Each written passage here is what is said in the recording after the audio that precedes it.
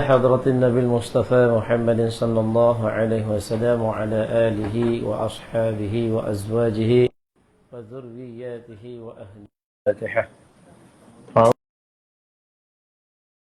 بالله من الشيطان الرجيم. بسم الله الرحمن الرحيم. الحمد لله رب العالمين الرحمن الرحيم مالك يوم الدين إياك نعبد وإياك نستعين اهدنا الصراط المستقيم صراط الذين أنعمت عليهم غير المغضوب عليهم ولا الضالين آمين. ثم إلى جميع المسلمين والمسلم والمؤمن والمؤمنات خصوصا آباءنا وأمهاتنا وأجدادنا وجدادنا ولمشايخنا ولمعلمنا ولذوي حقوق علينا شهد لهم الفاتحة. أعوذ بالله من الشيطان الرجيم. بسم الله الرحمن الرحيم. الحمد لله رب العالمين الرحمن الرحيم مالك يوم الدين إياك نعبد وإياك نستعين اهدنا الصراط المستقيم صراط الذين أنعمت عليهم غير المغضوب عليهم ولا الضالين آمين. خصوصا لمصنف هذا الكتاب الفاتحة. أعوذ بالله من الشيطان الرجيم. بسم الله الرحمن الرحيم. الحمد لله رب العالمين الرحمن الرحيم مالك يوم الدين إياك نعبد وإياك نستعين اهدنا الصراط المستقيم صراط الذين أنعمت عليهم غير المغضوب عليهم ولا الضالين آمين. أعوذ بالله من الشيطان الرجيم. بسم الله الرحمن الرحيم. الحمد لله رب العالمين اللهم صل صلاة كاملة وسلم سلاما تاما على سيدنا محمد الذي تنحل بالعقاد وتنفرج به الكرب وتقضى به الحوائج وتنال به رغائب وحسن الخواتم ويستسقى الغمام بوجه الكريم وعلى آله وصحبه في كل لمحة ونفس بعدد كل معلوم لك. اللهم افتح علينا حكمتك وانشر علينا من خزائن رحمتك يا أرحم الراحمين. اللهم رب اشرح لنا صدورنا ويسر لنا أمورنا واحلل عقدة من ألسنتنا يفقه أقوالنا برحمتك يا أرحم الراحمين. صلى الله على سيدنا محمد وعلى آله وصحبه وسلم والحمد لله رب العالمين.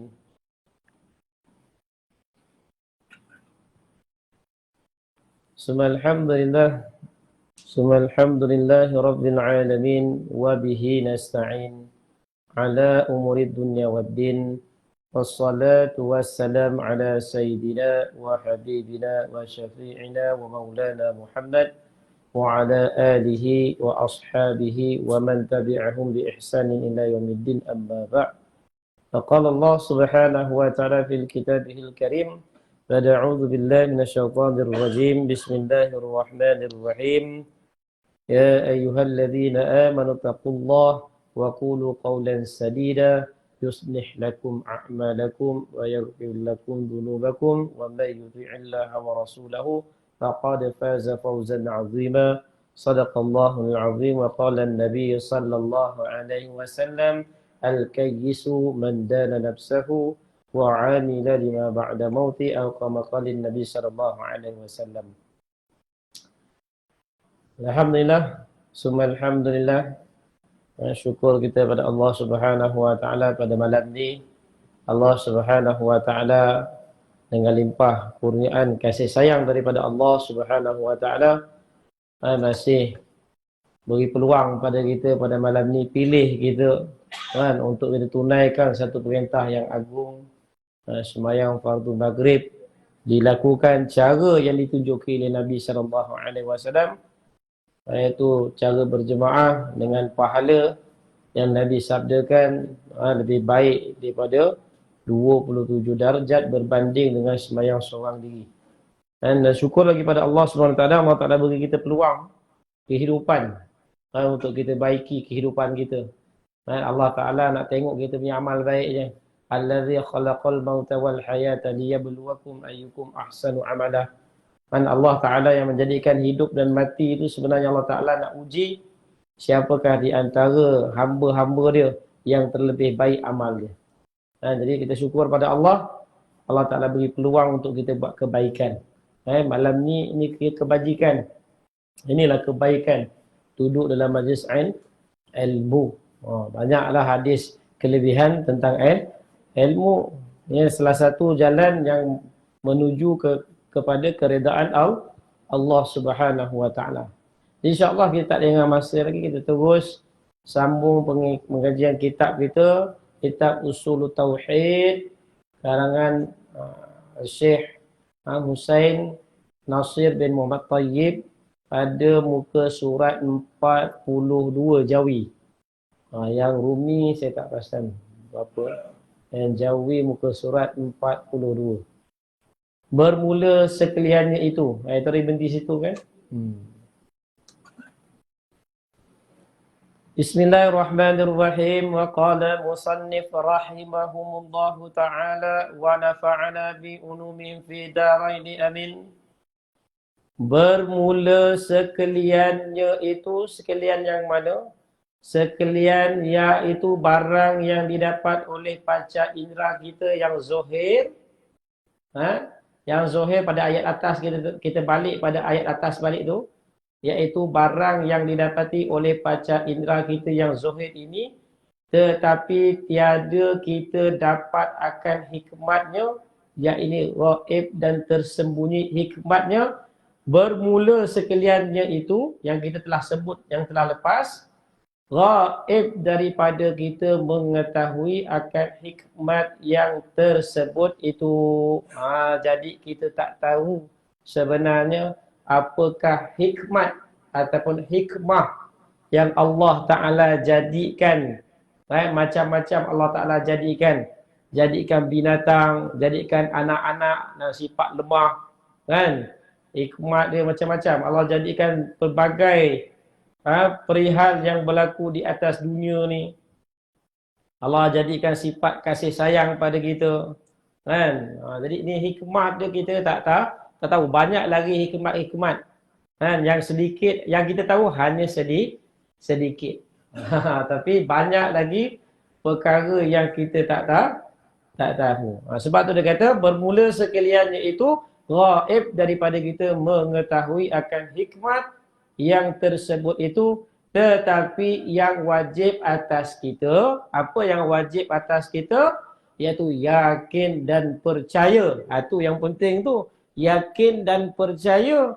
Percaya macam mana? Akan sekalian yang tersebut yang berlaku sebelum ni yang kita dah telah cerita yang lepas, dan sekalian yang tersebut itu pekerjaannya iaitu Allah Subhanahu wa taala yang mengada ia akan perkara tersebut tu. Ini yang paling penting sekali. Mana segala perkara yang berlaku tadi kita semua isnadkan kepada Allah, makna sandarkan kepada Allah. Allah yang melakukan perkara tersebut, bukan kita. Hakikatnya daripada Allah. Ini yang kita kena yakin. Ini yang kita kena yakin sebenarnya. Yakin yang macam mana? Yakin yang jazam. Yakin yang putus. Tak berubah-ubah. Yakin dengan 100%. Sebut yakin 100% lah. Kalau zon 99 ke bawah. Tapi kalau yakin 100%. Jadi kita kena yakin betul-betul. Semuanya adalah datangnya daripada Allah Subhanahu wa ta'ala. Dan wajib kita berserah kepadanya. Kena serah padanya. Apa segala perkara yang berlaku, kan? Maknanya kita serah kepada Allah. Kita tak tahu apa benda sebenarnya. Kadang-kadang berlaku sesuatu keburukan kepada diri kita. Tapi sebenarnya kita tak tahu apa hikmat keburukan yang berlaku atas diri kita. Kita tak tahu. Itu yang kita serah pada Allah. Sebab tu yang doa yang Nabi ajar kan, Nabi ajar, Allahumma inni a'udzubika minka. Ya Allah, aku berlindung kepada engkau daripada engkau. Daripada apa? Daripada ketentuan-ketentuan Allah Ta'ala terhadap kita. Sama ada perkara yang baik atau perkara yang buruk. Bagaimana kita nak menerima perkara tersebut. Kalau perkara baik, insyaAllah. Kan? Tiba-tiba duit emas jatuh kan, kita terima. Wah, memang reda betul. Kan? Emas jatuh dalam beg kita, buka-buka tengok, omeh.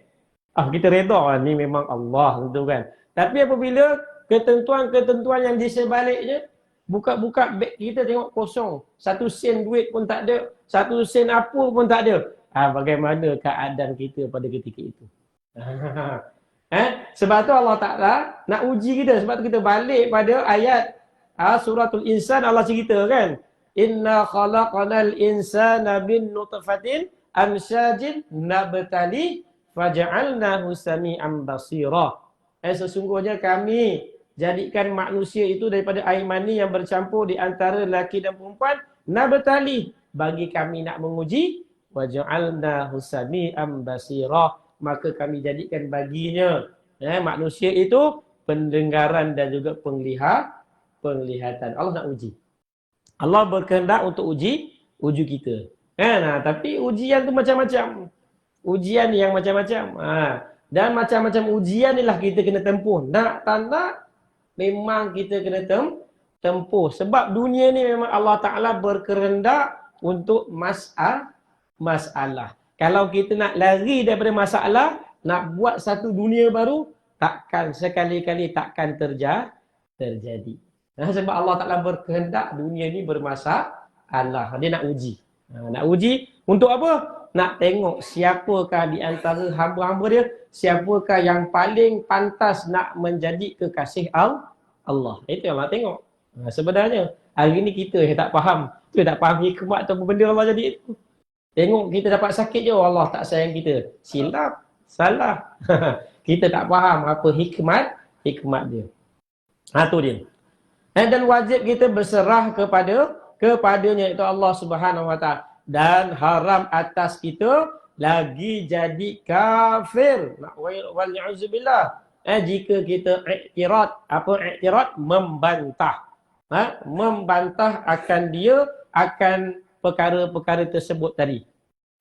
Kita tak boleh terima je. Perkara tu bukan daripada kita tak terima bahawa perkara tu berlaku dengan sebab Allah Ta'ala yang jadikan. Kita tak terima. Kita cakap itu bukan Allah yang buat. Tu boleh jadi rosak akidah kita. Boleh jadi kafir. Sebab tu kita kena jaga. Sebab tu apa segala perkara yang berlaku tu, nak menerima dengan redha tu bukan senang. Nak menerima dengan redha bukan senang. Berlaku sesuatu keburukan, aksiden kereta ke, apa ke, kita nak menerimanya walaupun kita nampak depan mata kita orang tu yang salah. Tapi nak menerima tu, nak menyalahkan orang tu 100% tak boleh. Sebab perkara tu dah berlaku. Kan? Manusia ni tak mempunyai kehendak. Wa ma tasya'u illa ay yasha Allahu rabbul alamin. Tidak adalah seseorang itu mempunyai kehendak, melainkan semua adalah kehendak Allah yang mentadbir sekalian alam ini. Sebab tu kita kena faham perkara ni. Ini perkara ni yang paling kena kita berhati-hati. Supaya kita tak tersasar. Kemudian dia kata apa lagi? Dan haram atas kita lagi jadi kafir jika kita iktirad, iaitu membantah akan perkara tersebut dan menafi akan pengetahuan kita dengan sekalian yang gaib oleh Allah Subhanahu Wa Taala. Dan kita nafi pula Allah Ta'ala tak tahu benda gaib. Memang jadi kafir lah kita. Kita kata Allah tak tahu. Allah ada perkara yang Allah tak tahu. Seolah-olah begitu. Seolah-olah begitu. Sebab tu kita menyalahkan takdir. Seolah-olah begitu. Kita merasakan bahawa Allah Ta'ala tak tahu perkara yang gaib tu. Perkara yang di sebalik dia tak tahu. Itu yang bahaya tu. Itu yang bahaya. Maka didatangkan firman. Dengan firmannya, a'udzubillahi minasyaitonir rajim, wa la yuhituna bi syai'in min 'ilmihi illa bima syaa. Hari-hari kita baca selepas sembahyang. Ayatul kursi yang kita baca. Apa artinya? Artinya tiada dapat meliputi mereka itu dengan suatu daripada maklum ilmunya Allah Subhanahu Wa Taala, melainkan dengan barang yang menghendaki ia akan dia. Seorang pun tak tahu sebenarnya apa yang akan berlaku, apa yang telah berlaku seorang pun tak tahu apa hikmatnya, melainkan Allah Ta'ala yang bagi tahu sebahagian saja, tak semua. Allah bagi sedikit je, melainkan Allah Ta'ala bagi kefahaman je. Itu saja. Lebih-lebih tak dapat. Kenapa jadi sini? Kadang-kadang berlaku sekarang. Kadang-kadang berlakunya sekarang. Tapi kesan impak dia tu, dia punya impak, dia punya kesan dia tu sebenarnya tujuan berlaku perkara tu untuk 20 tahun akan datang. Jadi kita tak tahu apa hikmat dia. Tu yang kita kena fikir tu. Sebab apa Allah Ta'ala dah tulis dah semua dah. Takdir, apa semuanya kita setiap daripada awal kejadian alam ini sehinggalah berakhirnya alam ini, semuanya dah ditulis oleh Allah Subhanahu Wa Ta'ala. Kadang-kadang kita tak tahu. Cuma Allah SWT beri pada kita ikhtiar. Ikhtiar tu sebenarnya tak boleh bagi bekas. Sebab tu Nabi kata ikhtiar juga sebahagian daripada takdir. Walaupun kita nampak boleh ikhtiar, boleh kita buat pilihan, kan, kita boleh usaha, kan, kita usaha macam kita nak makan lah. Hari ni ingatkan nak makan apa? Nak makan udang goreng tepung. Misal kata nak makan udang goreng tepung, dia pun usaha. Dia dah nampak dah terbayang-bayang daripada pagi tadi dah nampak udang goreng tepung. Dia kata petang ni aku nak pergi. Kan? Dia pun usahalah, dah nampak dah kedai mana yang dia nak pergi pun semua dia dah nampak. Kan? Apa dia buat? Dia ikhtiar, usaha untuk dapatkan udang goreng tepung. Sampai dia kat kedai tersebut, kan, tiba-tiba dia order, kan, awet. Biasa orang Kelantan yang masak awet, kan. Saya minta udang goreng tepung satu. Awet itu pun kata udang goreng tepung habis. Habis apa yang ada? Sotong ada. Sotong goreng tepung. Nak bagi tahu tu dia usaha ikhtiar untuk dapatkan dia punya kehendak dia. Tetapi takdir Allah mendahului daripada apa yang dia rancang tadi. Tukar rezeki dia sebenarnya bukan udang, rezeki dia adalah sotong. Pernah tak berlaku dalam diri kita? Ini contoh yang paling mudah. Tapi ikhtiar, kita kena ikhtiar. Sebab kenapa kita kena ikhtiar? Kita tak tahu perkara selepas ni apa yang berlaku. Siapa yang tahu? Besok apa yang berlaku terhadap diri dia? Seorang pun tak tahu. Oleh sebab kerana tak tahu itulah kita usaha. Macam satu orang anak. Kita ada satu orang anak, kita dah besar, kita dah target dah nak jadikan anak aku ni doktor, misal kata. Dia pun tak tahu. Dia tak tahu tapi dia nak jadikan anak doktor, dia tak tahu anak dia besok jadi apa pun. Dia pun usaha. Anak dia masuk sekolah apa semua. Di akhir ending tengok anak dia tak jadi doktor. Rupanya anak jadi pilot. Kan? Ni berlaku dalam keluarga saya sendiri. Adik saya sendiri berlaku. Berlaku pada adik saya sendiri. Dia ambil bidang mula sekali. Mak ayah kita semua susah. Payah hantar dia pergi UiTM Kuala Pilah. Dia ambil bahagian perladangan. Dia ambil bahagian perladangan. Dah habis dah. Dah habis diploma apa semua. Tiba-tiba sekarang jadi apa? Sekarang MA di Hospital Kelang. Kan lain, jauh beza dia tu. Menyimpang dia jauh. Tu nak bagi tahu tu. Kita hanya merancang, tapi Allah yang mentakdirkan apa yang akan berlaku. Tapi perlu usaha. Perlu tak usaha? Perlu, sebab kita tak tahu akan datang apa yang kita jadi. Kita tak tahu. Kita akan usaha. Sama juga kita bawa kereta. Kita bawa kereta, kita akan usaha supaya tak berlanggar dengan orang sebelah kita. Lubang semua kita elak. Wow, nampak lubang elak. Ada masa kita tak dapat elak. Orang yang accident tu, tanya kepada orang accident, kau saja langgar ke? Tak. Kalau tanya orang yang accident berlanggar tu, tanya pada dia balik, adakah kamu sengaja langgar? Tidak. Dia cakap, saya dah berusaha lah. Dah berusaha untuk mengelak, tapi dah terjadi. Satu orang pun tak nak berlaku kemalangan, tapi dah takdir. Ada yang berlaku, tapi kita tak tahu apa hikmat berlaku perkara itu. Tak tahu. Hikmat berlaku perkara tersebut kita tak tahu. Itu dia kata wala yuhitu bi syai'in min ilmihi illa bima syaa. Tidak ada seorang pun mengetahui apa yang Allah Taala buat atas perkara semua ni melainkan sedikit je Allah Taala bagi, melainkan Allah yang bagi tahu pada dia. Itu pun tak sempurna, sikit je. Ikut Allah, ikut kehendak Allah, illa bima syaa. Illa bima syaa, dengan apa yang Allah kehendaki pengetahuan terhadap dia. Kadang-kadang tak sesuai untuk bagi dia tahu lebih-lebih. Sesuai untuk bagi dia ni sikit je. Dia mengikut kesesuaian diri seseorang itu. Tu kita tak tahu apa hikmat dia. Dan lagi, dan Allah Subhanahu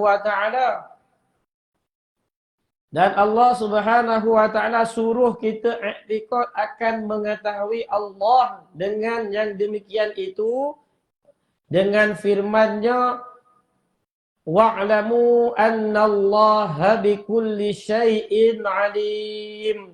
Artinya, ketahui olehmu dengan pengetahuan yang jazam, yang putus, bahawasanya Allah Subhanahu wa taala iaitu sangat mengetahui ia dengan tiap-tiap sesuatu. Allah sangat mengetahui.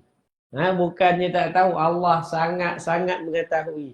Sebelum terjadi perkara tu Allah dah tahu dah perkara yang sebelum dan selepas jadi, yang akan terjadi pun semua Allah sangat-sangat mengetahuinya. Dan firman Allah Subhanahu wa taala lagi, Allah sini datangkan dalil lagi nak bagi tahu Allah Taala dia punya tahunya. Punya Allah Taala tahunya secara mendalam, secara detail. Maka dia mengatakan alimul ghaibi wasyahadah. Allah mengatakan apa? Alimul ghaibi wasyahadah, iaitu artinya ialah Allah Subhanahu wa taala yang mengetahui ia akan barang yang gaib, barang yang tak nampak ni, barang yang gaib, kan? Dan barang yang dilihat akan dia. Allah Ta'ala ni tahu barang yang gaib ni seperti mana barang yang zahir. Kita tak tahu. Kita dah berlaku baru tahu. Tapi Allah Ta'ala tahu apa yang perkara berlaku ni seperti mana perkara yang zahir kita lihat sekarang, zahir ni. Seperti itu Allah tahu perkara yang gaib ni, contoh saja. Kan? Nak ikutkan yang sebenar, akal kita tak sampai. Akal kita cetek tak sampai. Tu dia. Dan telah menyuruh Allah Ta'ala akan kita berserah kepadanya. Kan? Allah Ta'ala perintah kita supaya kita ni bertawakal kepada Allah. Serah pada Allah. Kan? Serah diri kamu pada Allah. Kan? Dengan firman-Nya, wa 'alallahi fatawakkalu. Artinya, maka berserah oleh sekalian kamu atas Allah Ta'ala. Dan apa? Maka erti berserahlah oleh sekalian kamu atas Allah. Jadi kita serahkan diri kita. Apa segala perkara yang berlaku, kita serahkan kepada Allah. Kita tak tahu. Musibah berlaku, apa yang Allah ajar? Sebut inna lillahi wa inna ilaihi rajiun. Kita sebutlah kalau musibah, kalau nikmat yang berdatang, pujilah Allah. Kan? Alhamdulillah. Kan? Macam-macam perkara Allah ajar kita. Melalui perantaran Nabi yang telah dihantar di muka bumi, khususnya Nabi SAW. Bagaimana kita nak menjalani kehidupan, sebab tu kita kena rujuk kehidupan Nabi SAW serta orang yang mengikuti jalan Nabi-Nabi. Sebab tu kita kena rujuk. Tak boleh kita buat cara kita sendiri. Kan? Satu perkara nak berlaku atas diri kita, jangan kita mana-manai. Sebab tu kita kena rujuk. Terlebih dahulu, kan, kita kena, kalau kita tak mempunyai ilmu, kita rujuk kepada alim ulama. Berlaku perkara ni, apa yang perlu saya buat. Jangan terus kita buat aja. Rujuk dulu. Sebab tu kita kena fikir dulu. Buat kerja kena fikir. Afala ta'qilun. Apakah kamu tak memikirkan? Fikir dulu. Wa'adallah fatawakkalu. Artinya maka berserah oleh sekalian kamu atas Allah Ta'ala. Dan firman-Nya lagi, wa'alallahi falyatawakkalil mu'minin. mu'minun. Falyatawakkalil mu'minun. Artinya, dan hendaklah berserah oleh sekalian orang yang mukmin, orang yang mukminin atas Allah Ta'ala. Allah suruh serah diri kita pada Allah. Jangan kita mana-mandai nak menentukan diri kita seolah-olah kita pula yang buat segala perkara. Ada orang tak terima. Sesuatu berlaku di atas diri dia, dia tak terima. Dia usaha juga, padahal itulah takdir Allah dah bagi dia dah. Ni lah takdir kau. Kan, apa yang kau tak puas hati lagi? Serahlah pada Allah. Tu dia. Kan, faiza azamta fatawakkal 'alallah. Sekiranya kamu berazam, maka serahlah keazaman kamu tu kepada Allah Subhanahu wa taala. Dan Allah Subhanahu wa taala telah menegah ia akan kita melantang akan dia. Melantang apa? Maknanya nak lawan balik Allah. Kan, menegah ia akan kita melantang ataupun melawan akan dia dengan firman-Nya, la yus'alu amma yaf'alu wa hum yus'alun. Allah Taala bagi tahu kan, artinya tiada ditanya daripada barang memperbuatkan Allah Taala. Allah Taala ni takkan ditanya. Kan, sebab perbuatan Allah takkan ditanya. Ini Allah punya perbuatan. Siapa nak tanya? Ini perbuatan Allah, tak ada seorang pun yang nak tanya. Bahkan bermula sekalian mereka itu yang ditanya akan perbuatan mereka itu. Bahkan kita yang besok akan ditanya. Bukan Allah yang ditanya. Yang kena tanya adalah kita. Tak ada hak pun besok di akhirat kita nak bertanya. Di akhirat semuanya darul jaza. Hari pembalasan di atas amal-amal kita. Cuma apabila ditanya, kita kena jawab. Tak dapat jawab, kena denda lah besok. Tengoklah denda macam mana. Tengoklah kena denda macam mana. Yang minta Allah Ta'ala pelihara kita daripada huru-hara akhirat esok. Itu yang pertama. Yang pertama apa tu? Yang pertama iaitu syarat sah. Syarat bagi sah iman. Yang 5. Yang kedua bagi daripada apa? Dua daripada yang 5 perkara. Apa yang perkara tu? Syarat bagi sah iman itu. Syarat yang keduanya apa dia? Iaitu i'tiqad ia. Maknanya pegangan hati dia. I'tiqad ia, berpegang dalam hati ia akan bahawasanya tiada seseorang yang mengetahui pekerjaan yang gaib itu melainkan Allah. Ini yang kita kena i'tiqadkan. Seorang pun tak tahu benda yang gaib, cuma kita beriman sahaja. Sebab tu dalam suratul Baqarah kan Allah sebut apa? Alladzina yu'minuna bil ghaib. Kan sebut tu kan, orang yang beriman itu dia beriman kepada perkara yang gaib. Jadi perkara yang gaib kita tak payah bicara panjang-panjang. Kita tak tahu apa, cuma kita mengimani sahaja. Yang melakukan satu perkara ni kita yakin bahawa tidak ada satu perkara pun yang boleh berlaku melainkan dengan biiznillah, dengan izin Allah. Itu yang kita kena imani. Kita semua beriman pada benda yang gaib.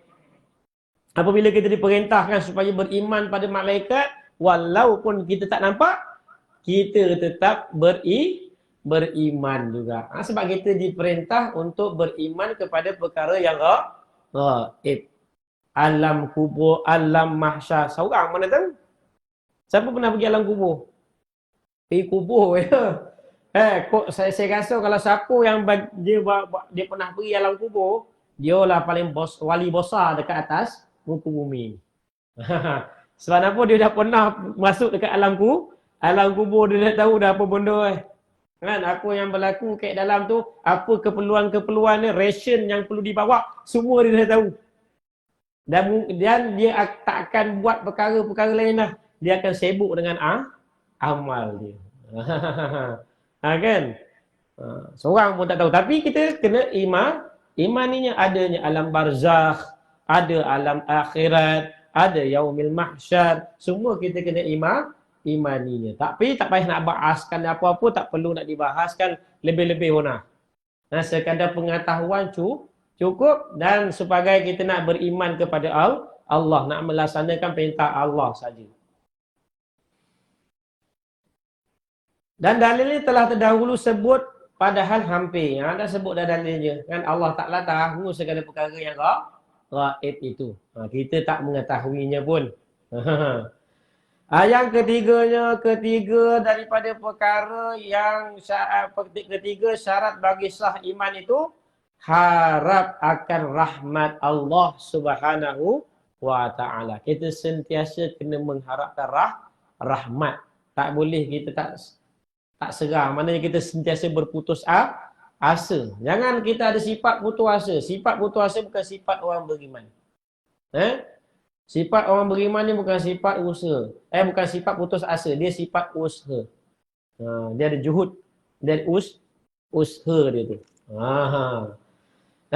Yang ketiganya, kena ada harap akan rahmat Allah. Ini syarat bagi sah iman seseorang itu. Ada harap akan rahmat Allah SWT, seperti mana firman Allah Subhanahu wa Ta'ala, la taqnatu mir rahmatillah. Artinya jangan putus asa kamu daripada rahmat Allah Subhanahu wa Ta'ala. Jadi dah apa-apa segala perkara yang berlaku, selagi mana kita hidup, ada lagi peluang. Jangan kita bersedih. Jangan kita bersedih. Allah bersama dengan kita. Itu ujian. Jangan kita putus asa. Dah usaha, jatuh lagi. Hidup lagi kan. Hidup tu satu peluang usaha lagi. Usaha lagi. Sampailah dah dapat. Kan? Jangan cakap tak ada benda yang mustahil bagi pihak Allah. Semua perkara yang berlaku atas dunia ni harus saja bagi Allah. Allah nak buat, tak ada seorang pun boleh halang. Fa'alul lima yurid. Dan Allah Ta'ala boleh perbuat apa yang Allah nak. Seorang pun tak boleh halang. Sebab itulah kita pun tak tahu apa Allah Ta'ala nak kat kita. Jadi kita kena tetap usaha dan sangat-sangat mengharapkan rahmat Allah. Jangan putus asa.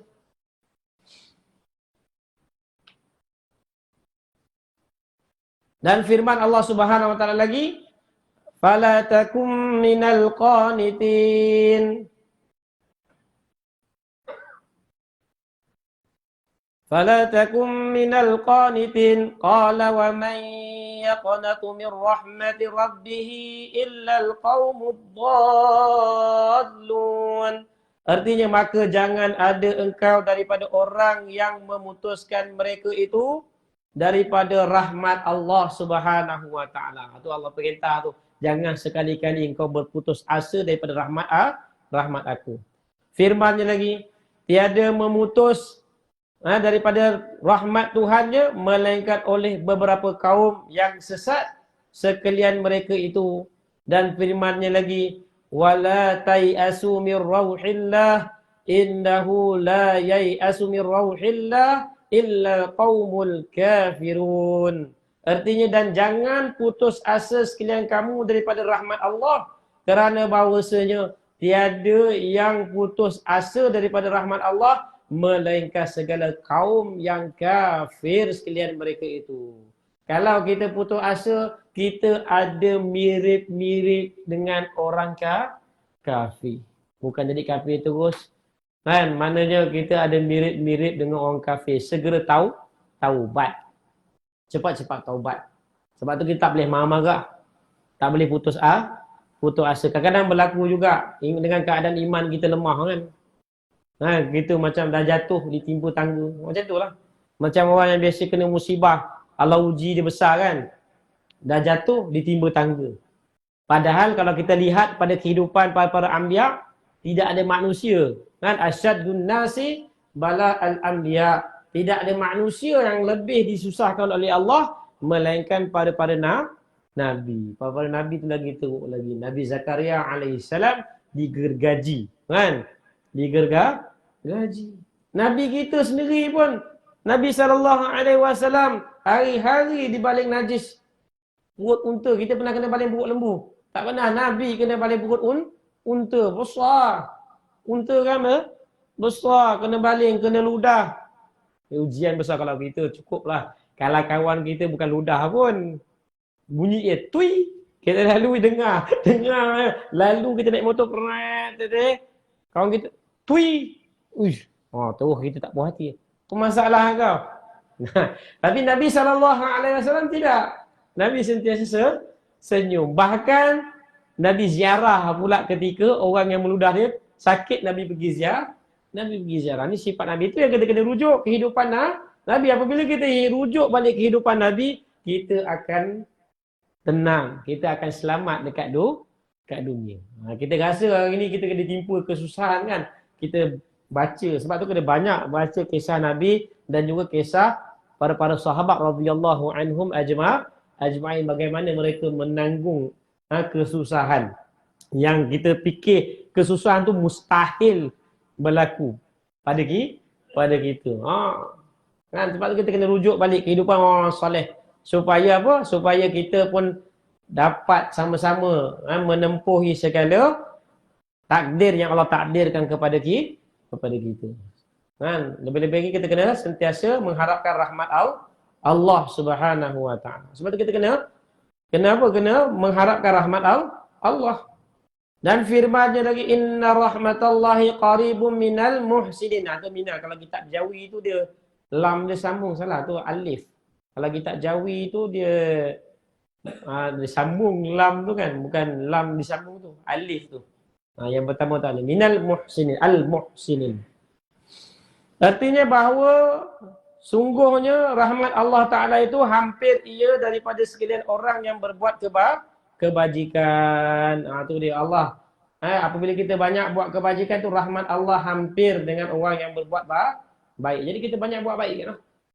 Usahakan untuk buat baik.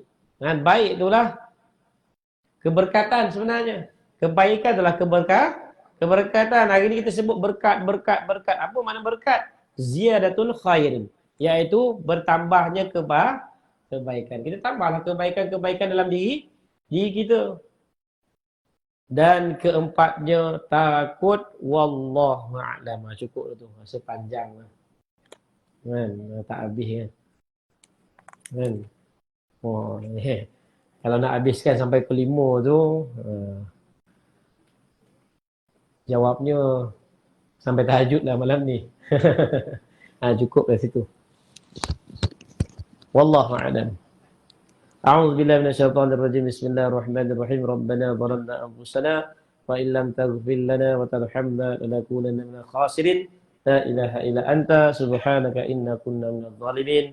Allahumma arinal haqqan haqqan warzuqna ittiba'ah wa arinal batilan batilan warzuqna ijtinabah. Allahumma hdina wahdina wahdina sajami'a waj'alna sababan liman ihtada. Allahumma hdina siratakal mustaqim siratal ladzina an'amta 'alaihim minan nabiyyin wasiddiqin wasyuhada'i wassalihin wa hasuna rafiqa ya arhamar rahimin. Wa sallallahu ala sayyidina Muhammad wa ala alihi washabihi wasallam. Alhamdulillahi rabbil alamin. Taqabbalallahu minna wa minkum. Inna wa minkum taqabbal ya karim. Subhanallah wa bihamdihi. Subhanakallahumma wa bihamdika. Ashhadu an la ilaha illa anta. Astaghfiruka wa atubu ilaik. Wassalamualaikum warahmatullahi wabarakatuh.